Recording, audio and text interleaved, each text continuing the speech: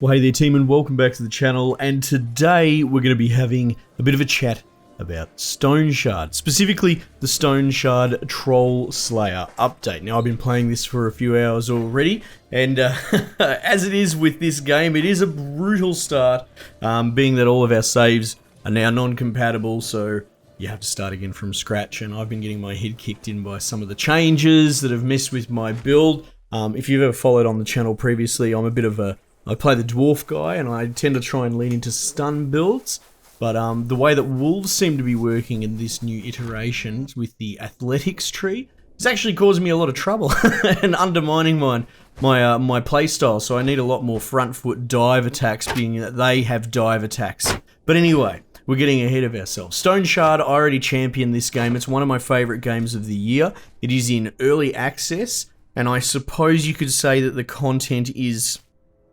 exhaustible. It's definitely not thin. The only people that are going to get through all the content in the current build are the really hardcore people that, while they appreciate that it's a fantastic game, they just go so hard in it, they might even burn themselves out.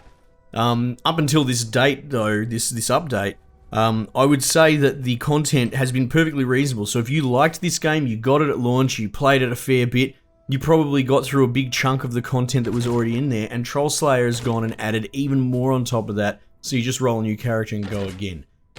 So I guess what I'm saying is, while it's not feature complete, it's not even close to feature complete, it's still very early stages, there is definitely enough in there for big fans of the game, and I can attest to that because I'm a huge fan. But anyway, onto the Trollslayer thing. Like I said, I've been playing it for a bit already. I had one of those runs where I went all the way into a 3-level dungeon, and unfortunately I got jumped by some wolves on the way back to town with full gear and everything. Oh my god! But that's part of this game. If you haven't actually seen Stoneshard before, it's a dungeon crawler. It's very hardcore. Even though you can play on permadeath mode, the normal adventure mode has a very strict save system, which is wonderful. It's awesome to see this sort of thing in modern games. You know, not every game should be made for everybody, and I'm not trying to be sort of snobbish or prudish, but it is kind of cool to see a game that's just got a harsh save system, and that's just how it's gonna be, you know? So you have to save at towns and pay to sleep, basically. But you can lose like an hour's worth of progress, but I feel that that's integral to the gameplay loop, being that you really have to weigh your risk-reward. It comes back to my issue with save scumming generally as a philosophy.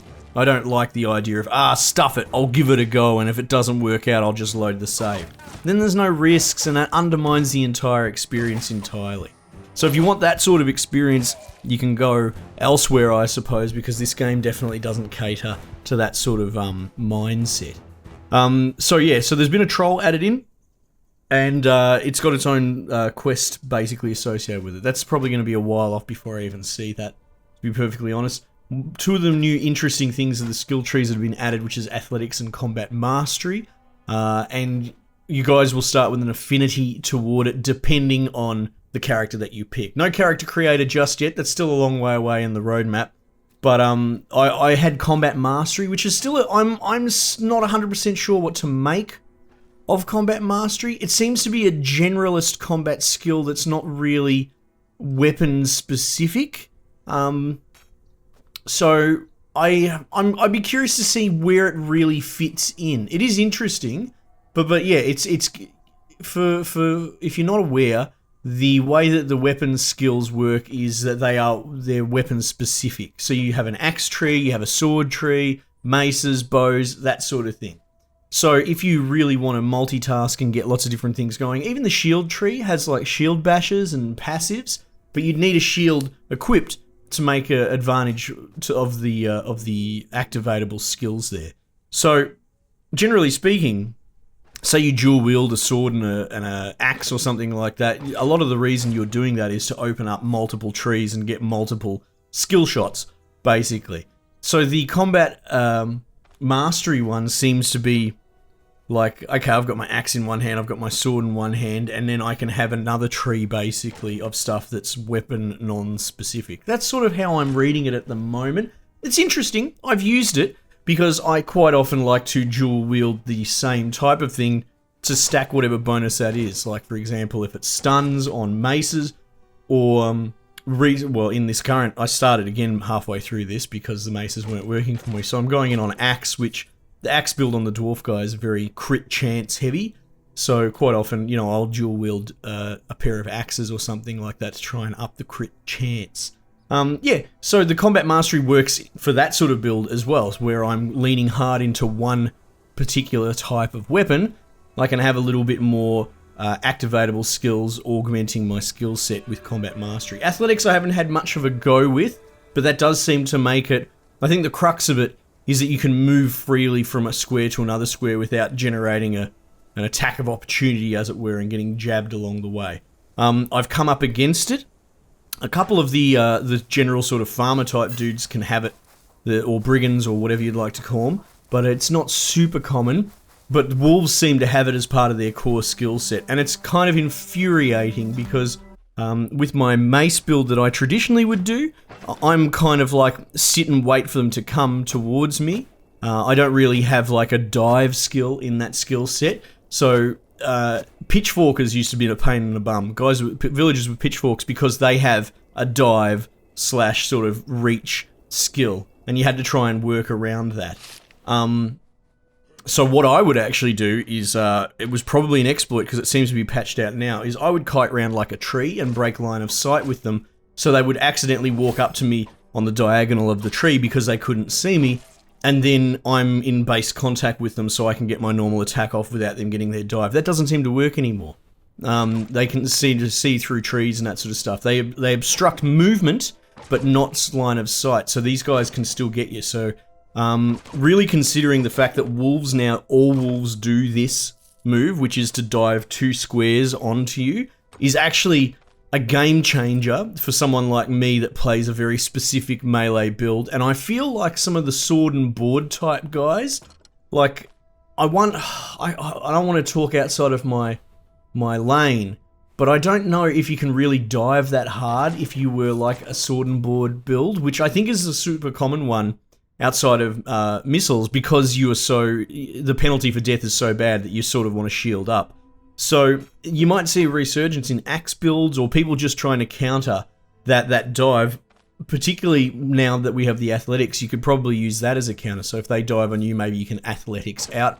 I'd be curious to see how it supports ranged combat as well, because that is quite powerful, but once they've closed up on you, you can get in all sorts of trouble, so perhaps you can use athletics to slip away. Really interesting. They've added a lot of stuff, but I'll go through some of the more pertinent stuff. Save slots. This is huge. As a YouTuber, it made it hard for me because I was doing like permadeath runs, but I wouldn't have minded to have been doing a normal main run, but now you can have multiple save slots and shuffle all that sort of stuff around, which is really, really cool to have that added in. There are these altars that you can discover along the roads, and it seems to be like within the lore's native god that gives you a blessing. But funnily enough, my little dwarf dude, because I haven't looked into the lore too much, but it would seem that his background is not in line with that religion, so if I try and activate it with him, it's like, nah, false god, whatever. So that's actually a really cool quirk. I'm all about it, even though that means I'm not getting the blessing from the god.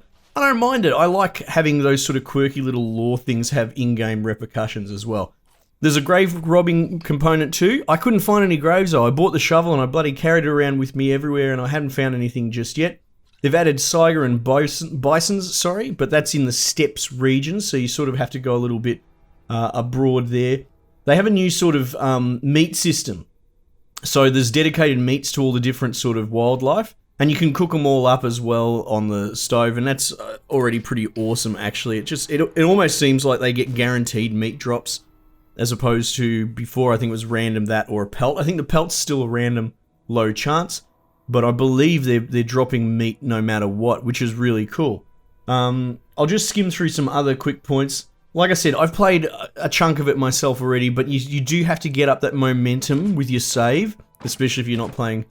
Well, I'm not playing permadeath when I'm doing adventure, but it is still that sort of early grind. I can already tell you, though, it is having significant gameplay implications and impact, right? So, as I covered, the enemies seem to have different move sets, which is crazy. They've rebalanced how much things sell for. It seems to be slightly more, which is good. There's a whole lot more dialogue from pretty much everyone that you interact with, like I've noticed it. And one of the crazy things is all the low-level valuables have been beefed up as well. Not all of them. What I should say is that there are more low-level valuables in there, right? So, silver nuggets, bolts of cloth, I think hourglass is already in it, but like already I'm picking up a whole bunch of stuff that wasn't in there previously. That's the main sort of thing. There's been some rebalancing as well, like I said, to the economy. They've moved a lot of skills around in the skill tree as well. And actually one of the cool things is, I'm not 100% sure because I've never been a huge mushroom dude, but you can cook up the mushrooms. I think maybe that was added this time, or it might have been in there before. No, actually I'm pretty sure they got added, and it's significant. You can actually get a good feed out of them, so that's made a bit of a difference as well. Anyway, look, overall, a bit of breath of fresh air breathed into this fantastic game. I've been chomping at the bit for more content. Like even though I sort of say, you know, I do shake my finger a little bit at the people that just burn through this stuff in a weekend and then complain that there's not enough. Like I think that's not really the way to go forward. I myself have managed to get through a big chunk of this, and I've been waiting for this update. It's very exciting, and it's as much as me just saying it's awesome already, it's good to go. Within your first few hours, you're going to notice a significant difference. And also just to signal boost and advertise even further that Stoneshard is fantastic. If you don't know about it, don't sleep on it. It's one of the coolest little hits this year so far. And the devs have been actually pretty good at responding to any issues that are going out, given that they're such a tiny team as well. Like, they're really small guys, and this thing's sort of blown up out of nowhere, and I think they're handling it quite well. So yeah, nothing but praises and great things to say, and I strongly suggest you get on it because that update's out now. Alright team, thanks again for joining me. If you enjoy what I'm doing, by all means, you know, chuck me a comment, let me know. Maybe, you know, a thumbs up, even subscribe if you're not already on. If you want to go that one step further, you can always support the channel by joining up as a member for $1 a month. There's no pressure, I just thought I'd chuck that on the end so you know about it. Team, we might just leave it there for the time being, and I will catch you guys on the next one.